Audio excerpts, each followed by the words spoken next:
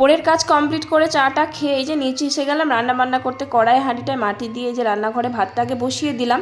আর এই যে দেখো কলমির শাক এনেছে 4-5 আঁটি, তো 2 আঁটি আজকে রান্না করলাম। আর আজকে পুঁই শাক খেতে ভীষণ ইচ্ছে করছিল, তাই আমাদের বাড়িতে পিছনে যে মাচা আছে পুঁই শাকের, ওই মাচা থেকে 2-4টে ডাল কেটে নিয়ে আসলাম।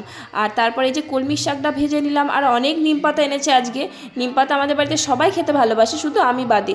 তো নিম পাতাটা ভাজা করব। আর এই যে পুঁই শাকটা রান্না করে নিলাম। বৈশাখী বিশ্বাস, অঙ্কিতা সাহা আর চৈতি চক্রবর্তী কমেন্ট করার জন্য থ্যাংক ইউ সো মাচ। আর আজকে 2 রকমের ডাল রান্না করলাম। কলাইয়ের ডাল রান্না করলাম আমার আর আমার শাশুড়িমার জন্য, আর তেঁতুল দিয়ে টক ডাল রান্না করলাম। আর ছোটো ছোটো মাছ এনেছে, মাছগুলো আলু পেঁয়াজ দিয়ে ঝাল চচ্চড়ি বসিয়ে দিয়ে বাসনগুলো সব মেজে নিলাম, কারণ আমার ছোট্ট সোনার শরীর খারাপ, তো তাই ওর মামামের কাছেই ও আছে, মানে আমার শাশুড়িমার কাছে। না হলে মায়ের বাসনগুলো মাজা ধোয়া করে।